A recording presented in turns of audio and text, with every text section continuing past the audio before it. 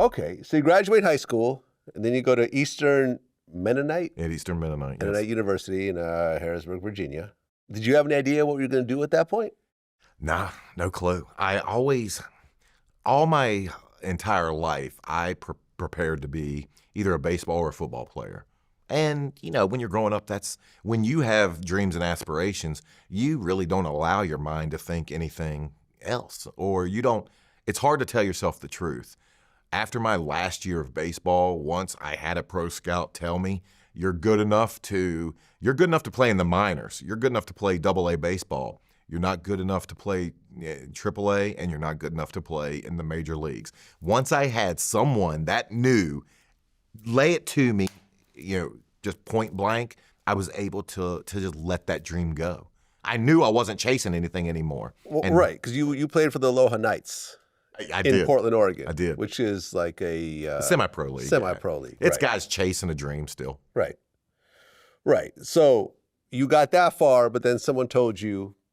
Yeah. And you know something? That's not a bad thing. I was fine with it. That's not a bad thing. People always like to stress this never give up mentality, but what I've found throughout life is that success is the ability to let things go when they're not right.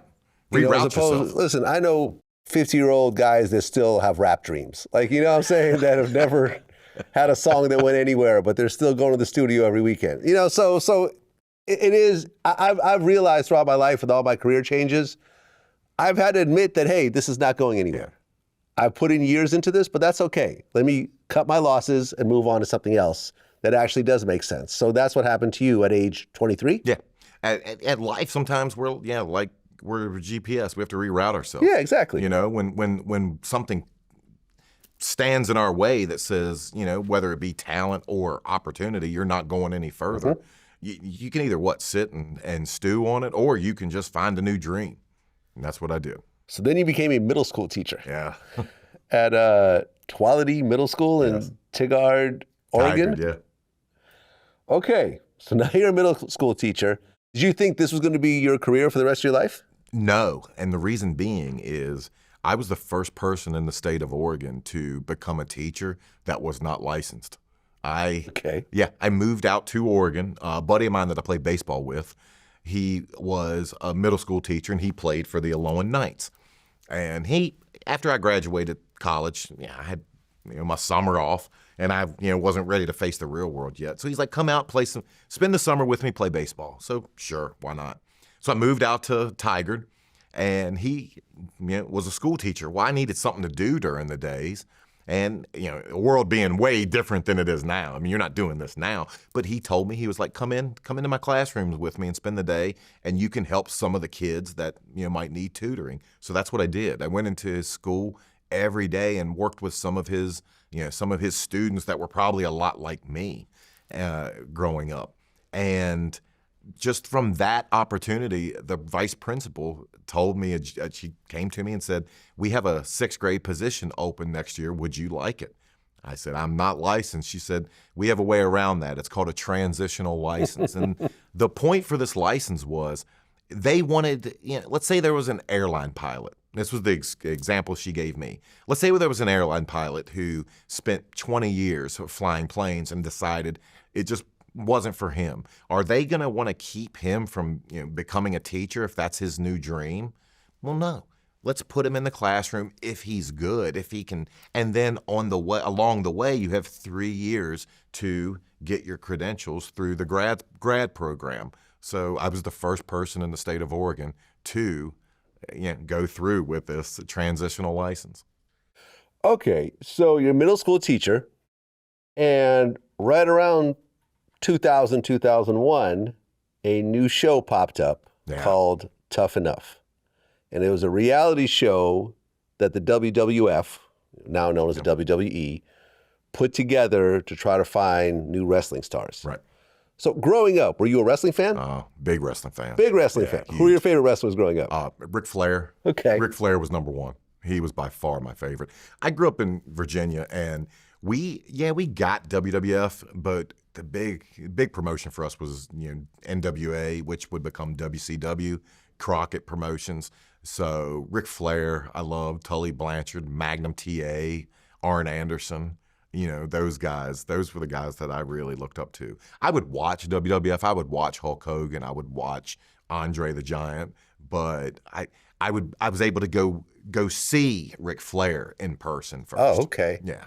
I mean, at that time, did you think that it was not predetermined, or did you know that it was predetermined? There was never a time in my life I thought wrestling was real. Never. Okay. Never. No. I'm always scared to ask this real question. You know what I mean? Because I remember when I asked Mark Henry, I was like, "Hey, so, you know, what do you say when people say wrestling's fake?" And he was like, "I want to punch you in the stomach right now."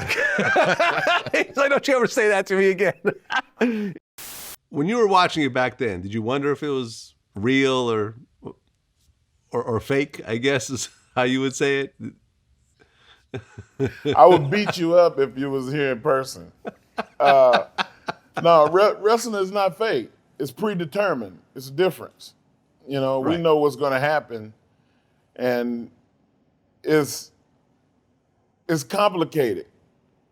The best guys, it's not governed by how mean you are, or how cunning or how skilled you are. It's about, can you emotionally get people to believe in your ideals, the psychology of what wrestling is. You know, there's always, you know, like I said, I'm always scared to ask a wrestler if it's real or not, because I always tell people you can't fake gravity.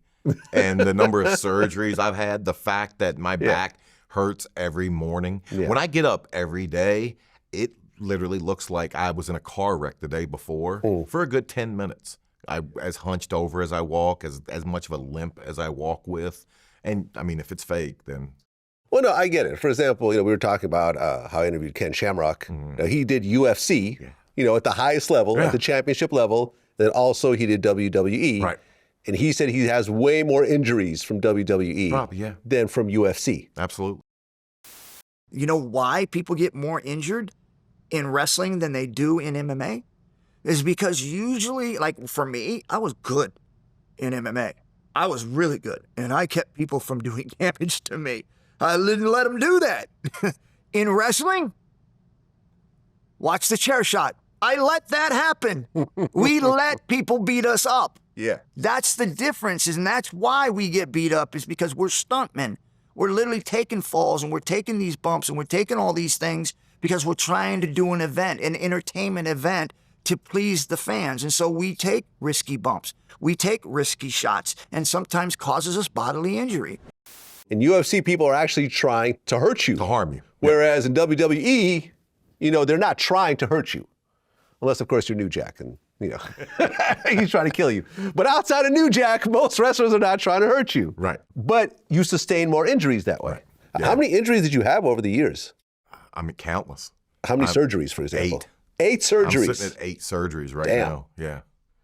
Yeah. Okay, so. And probably could use another 2 or 3. Okay, I'm sorry to hear that. Nah, so that's fine. I knew what I signed up for.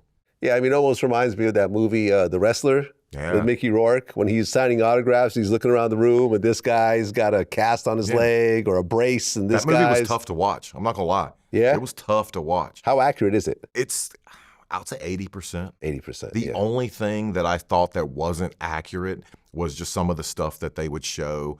They sensationalized some of the backstage stuff. Like, I mean, yeah, I saw all the stuff that he had in the movie. I saw the drugs. I saw everything take place. But it wasn't like it was every show.